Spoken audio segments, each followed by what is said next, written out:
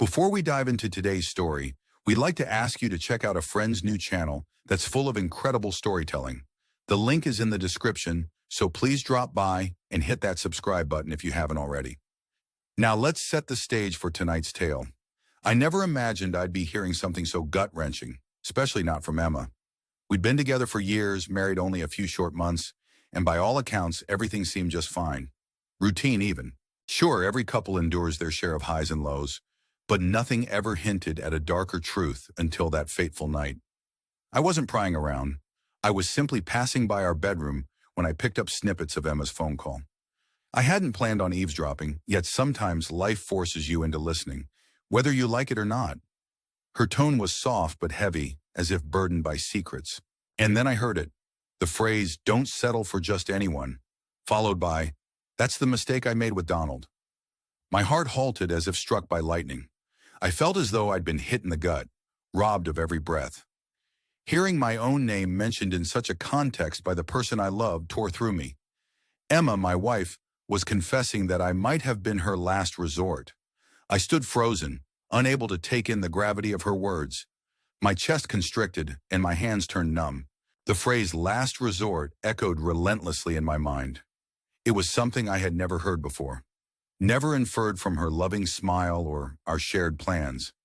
Had she felt this emptiness all along, and I was too blinded by my own happiness to notice? In that moment, every "I love you" and every shared promise felt suddenly hollow. My first instinct was to storm into her room, demanding an explanation.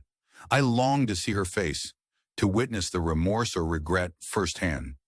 But I couldn't. Perhaps shock had frozen me in place. Or perhaps I dreaded hearing more of a painful truth.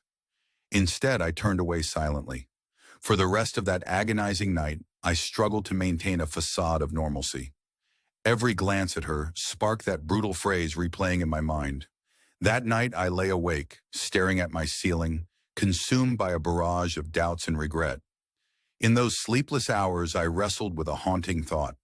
Had I been blind all this time? Was every loving word and gentle touch merely an act, a performance to endure a marriage built on convenience rather than passion? And then another chilling question crept in. What if there was someone else? What if she had held on to memories of a love lost long before I even existed? The unsettling idea made my stomach churn, and no amount of rationalization could silence the relentless inner turmoil. Morning came, but I emerged from a night tormented by overthinking. Emma greeted the new day with her typical brightness, stretching with a soft yawn, greeting me with a cheery "morning," as if nothing had shifted in our world. I managed a weak smile in return, hiding the storm raging inside me. I desperately wanted to confront her then and there, to force her to share every hidden truth, but the words choked in my throat. Every moment of silence only deepened my despair. Throughout that day, I watched her every move. The way she briefly smiled at her phone, the furtive glances, the hesitations before replying. Was she texting someone? Was there a secret she desperately tried to hide? Every little action twisted into a possible clue pointing to betrayal. I felt like a man unraveling, driven almost to paranoia. Thoughts of discussing the matter with a friend flitted through my mind, yet I was too embarrassed to expose my vulnerability. What could I possibly say? "Hey, I caught my wife admitting I'm her last option. What do I do?" It sounded absurd, like a scenario ripped from a bad drama, yet the pain was all too real. Still, I knew deep down that I couldn't ignore what I had overheard. This was too monumental to dismiss as a misunderstanding. That very evening after dinner, I casually remarked, "Hey, we need to talk later." Emma's eyes widened in surprise, but she simply nodded. Little did she know that conversation would alter the course of our lives. Ever since that night, my mind has been a battleground of emotions. Confusion, anger, and an aching sadness, whispering that perhaps every smile, every "I love you," was never as genuine as I believed. I began noticing minute details. Her texts, her sudden deletions, the way she tried too hard to look relaxed. Was it that she was concealing something greater? An emotional truth she could no longer bear? I wished I wasn't spiraling into a puddle of doubt where each possibility dug another fissure in my heart. Later that afternoon, I once again noticed her glance at her phone, a secretive smile playing upon her lips. It wasn't a friendly grin, but one that radiated intimacy. I couldn't help but ask, "What's so funny?" Her reaction was instantaneous. She locked her phone, dismissing it as just a meme, but something in her tone told me otherwise. She was protecting a secret, urging me to stop prying. And that's when the dark suspicion solidified. Was someone else already a part of her life? Was her heart wandering even as we tried to mend ours? I was haunted by these questions as the day wore on. Emma's behavior, usually so open and affectionate, now seemed marred by a careful pretense. Even when we sat side by side on the couch, sharing a moment over a random TV show, a sense of distance lingered. I felt as if she was making an effort to appear normal, to disguise the turbulence beneath. In one instance, as she leaned on me with apparent tenderness, a cold realization washed over me. Can love feel both warm and strangely disconnected at the same time? The words repeated in my mind, "Donald, I'm your last resort." I wanted to believe it was a careless slip of the tongue, a momentary lapse in judgment. But as the minutes ticked by and her demeanor remained unchanged, I realized that those words were laden with a painful honesty I could not ignore. My heart pounded relentlessly, forcing me to confront a truth I had been too afraid to face. By the close of the day, I was drained, emotionally exhausted from second-guessing every word, every gesture. I knew I had to ask her, to have that brutally honest conversation. Yet every time I rehearsed the question, a knot of dread tightened in my stomach. What if the conversation confirmed my worst fears? What if every doubt I harbored became reality? That night, as Emma kissed me goodnight and drifted off in moments, I lay awake, consumed by thoughts of regret and betrayal. I began replaying every moment, every sign I might have missed. Her distant phone glances, the way she brushed off my inquiries, and those silent moments when her eyes told a story I refused to believe. A gnawing thought emerged. Was I merely a backup plan? A stopgap in her vision of happiness? Had I been living a lie? After days that felt like endless torment, I reached a breaking point. I couldn't let this uncertainty fester any longer. With trembling resolve, I initiated the talk. One calm morning, while we shared a quiet breakfast, I mustered the courage. I focused on my rising heartbeat and said, "Emma, we need to talk." Startled, she set her phone aside. We moved to the living room, the weight of unspoken truths thick enough to choke us both. I started shakily. "A few nights ago, I overheard you on the phone. You mentioned settling, saying I was your last resort." For a long, frozen moment, time itself seemed to stall. Emma's eyes, wide with shock, searched mine for answers. After a shaky pause, she let out a nervous laugh, asking, "Wait, you heard that?" My frustration surged to the surface. "Yes, Emma, I heard everything." Her gaze dropped as she fumbled for an explanation. "Donald, it was just a vent, a slip of words with a friend. I didn't mean it." But how could a slip of words carry such a heavy truth? I pressed on, voice rising with raw emotion. "Just venting? Then why discuss settling? Why name me as your last option?" Her face crumbled as tears welled up, and she whispered, "I'm sorry, Donald. I love you. I do, but I'm scared. I rushed into this, and now I'm not sure." I wanted to cry out in anger and disbelief that the woman I loved could reduce our life together to fear and uncertainty. I asked her plainly, "Do you really feel this way? Am I just something you settled for?" The silence was unbearable. Finally, in a whisper, she confessed, "I don't know. I sometimes wonder if I made the right choice. For me and for us." Anger and sorrow battled within me.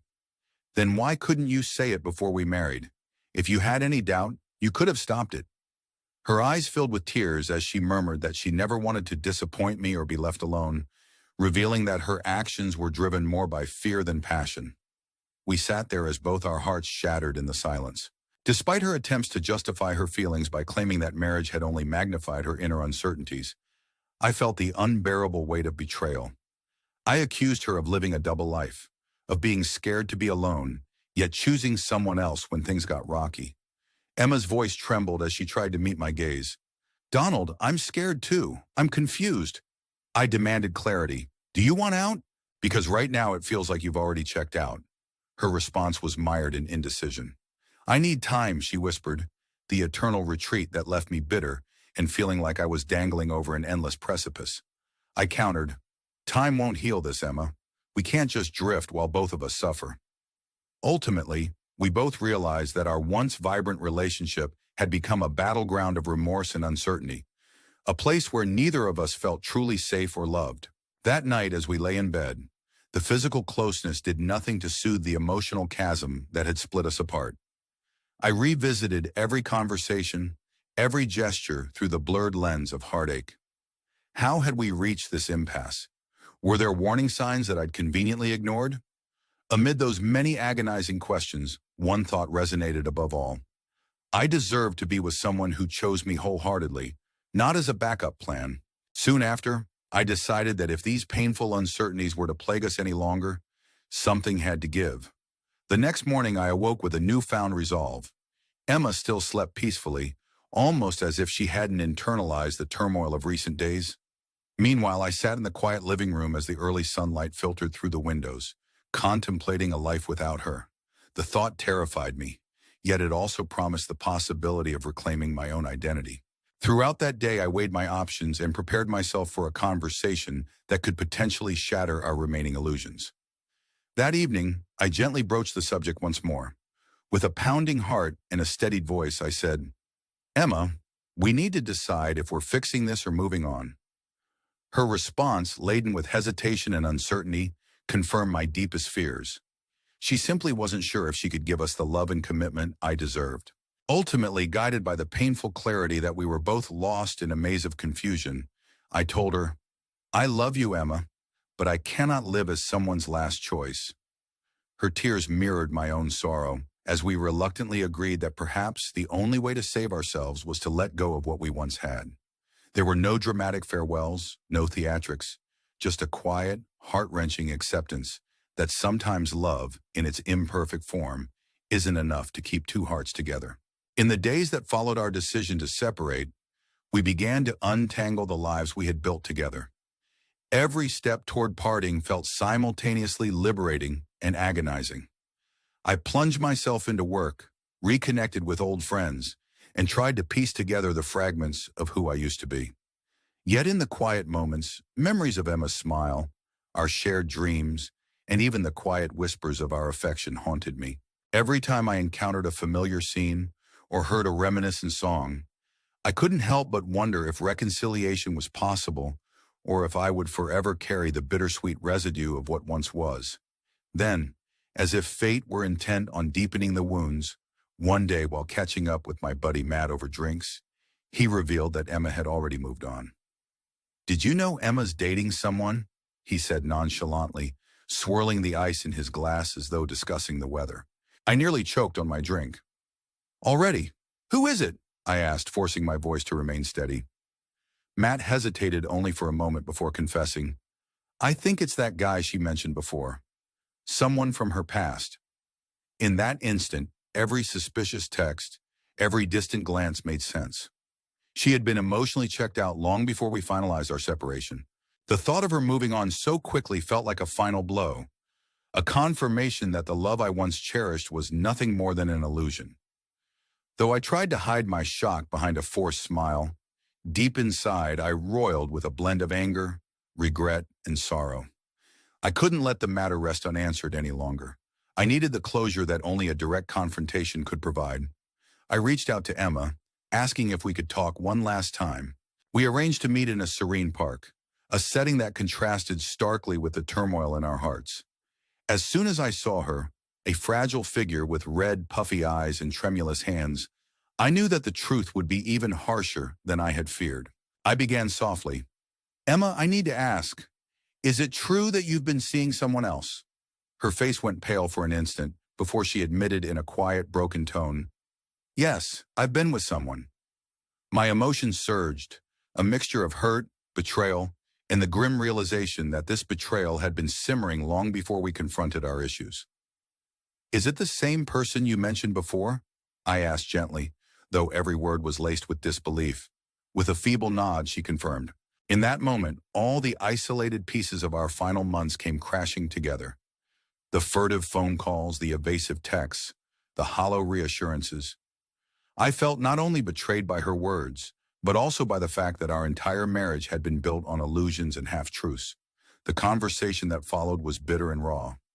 Emma's voice trembled as she tried to justify her actions by saying she felt lost without me and that the affair had somehow filled a void. I couldn't hold back the bitter laugh that escaped me. "Congratulations, then," I said coldly. "Seems like you managed to do that regardless."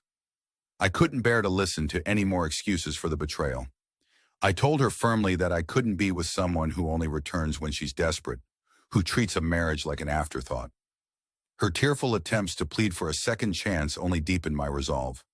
I deserved to be valued fully, not to be treated as a mere convenience. After that painful confrontation, I walked away feeling a mix of relief and grief. The storm of emotions gradually subsided, leaving behind a lingering ache. Over the following weeks, I focused on reconstructing my life. Bit by bit, I started to feel like myself again. I invested in my work, leaned on old friendships, and began to understand that healing required accepting painful truths. Then, as if the universe wasn't done testing me, I received a message from Emma one evening. A brief message asking, "Can we talk? It's important." Something in her tone, though unseen, stirred conflicting feelings within me. Against my better judgment, I agreed to meet her at a quiet coffee shop. When I arrived, she looked more shattered than ever, with tear-stained cheeks and eyes that pleaded for understanding. Her voice was barely a whisper as she revealed that the man she had been involved with, the one she left me for, was now cheating on her. For a moment, I was stunned. The idea that she was now suffering from the same betrayal her actions had wrought was almost too ironic to bear. As she continued, her voice raw with regret, she admitted feeling foolish, lost in a web of decisions she couldn't control. I listened in silence, a storm of emotions raging within me. Though part of me desired retribution, another part recognized that holding on to anger would only keep me chained to the past. I acknowledged her confession with a quiet, measured tone. "Emma, I appreciate you being honest, but nothing changes the fact that you left me feeling like I was your backup plan." It stung to hear her plead for another chance, but I realized that some chapters are meant to end without a happy reunion. Her desperate plea, "Please, Donald, I still love you," sparked one final moment of clarity. I knew that I could not ever return to what we had, that my heart deserved someone who chose me completely, without any reservations or doubts. With a heavy heart, I told her, "It's too late. I deserve love without compromise. We're done."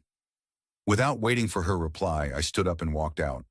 That final goodbye marked the end of our shared history, a poignant moment of both loss and liberation. In the following days, I found some solace in moving forward. I attended to the necessary details of our separation, each step a painful yet necessary liberation from our broken bond. I even caught myself occasionally reflecting on our happier times, mixed with the knowledge that those days were irretrievably lost. One night, as I sat quietly at home, an old photo of us flashed before my eyes. Two people once so in love. It was a moment that brought a fleeting pang of regret, quickly overshadowed by the painful clarity that staying in that limbo would have only prolonged the agony. Soon enough, the legal process for our divorce unfolded. There were moments in the courtroom when Emma tried desperately to halt the proceedings, her eyes desperate and voice trembling as she begged for forgiveness and a reversal of fate. Yet as the judge reminded her of the clear terms she had set forth when filing for divorce, her hopes of returning to what we once had crumbled. When she then unexpectedly demanded alimony due to financial instability, despite having clearly waived such claims in her initial petition, the judge was firm. "You can't change your mind on a whim," he stated, leaving Emma visibly shaken. In a final twist of fate, it emerged that she was pregnant, not with my child, but with the child of the man who had been her escape. Everything fell painfully into place, her resignations, her evasive behavior, all leading to this heartbreak. As I stepped out of the courtroom, I felt nothing but a stark relief. Karma, as harsh as it sounds, had delivered a final blow that liberated me from the confines of a loveless, uncertain union. Dear listeners, as you journey through this dramatic story with us, remember to share your thoughts down in the comments. If this narrative stirred something in you, consider liking and subscribing to our channel for more real, raw, and riveting stories. Sometimes the hardest lessons come wrapped in pain, but each ending paves the way toward a new beginning. I spent weeks afterward rebuilding my life. Work, friends, and moments of quiet reflection slowly helped me find my self-worth again. I learned that solitude could be far less painful than living as an afterthought. Just as I was beginning to accept that the love I once craved was never truly there, life threw one more curveball. I was out with an old friend, chatting over a couple of beers, when he casually mentioned that Emma was already dating someone new. Already? I stuttered, barely holding back my shock as he explained that I recognized the name. A man she'd talked about in the past. The revelation reframed every suspicious moment I'd endured over the last few weeks. The confirmation that she had moved on, while I was still untangling my own emotions, felt like a final closure on our painful chapter. Every bitter memory, every moment of doubt, now crystallized into one undeniable truth. I had been living in the shadow of someone who never truly chose me wholeheartedly. Still, even as I focused on moving forward, I couldn't entirely silence the questions that haunted me. Late nights, I'd replay every argument, every whispered doubt, wondering if there was any sign I had missed. In those moments, the image of our happier days would break through the darkness, only to remind me of what I had lost and why I had to let go. I finally understood that sometimes being alone was far better than being someone's last resort. In time, I took further steps to reclaim my life, immersing myself in work, reconnecting with old passions, and slowly learning how to love myself again. Even though the pain of betrayal and loss remained a muted ache, I eventually felt hopeful about stepping into a future filled with respect and true love. After all, moving on isn't surrender. It's the act of choosing a life where you're valued as a priority, not as an afterthought. Thank you for listening to this deeply personal journey. If our channel's stories resonate with you, do subscribe, leave your thoughts in the comments, and share this video. Every like and comment helps us bring more of these raw, honest stories to light. Remember, every ending guides us toward a future where we choose to be seen and loved for who we truly are. As the final pages of my story close, I walk away from everything that once defined us. I step forward into a life that promises hardships and healing, believing firmly that I deserve a first choice in love, a love unburdened by compromise. And so, with that bittersweet farewell, I embrace my future, one day at a time, leaving behind a chapter filled with regret, hope, and the courage to start anew. Thank you for joining me on this journey. Take care and see you in the next story.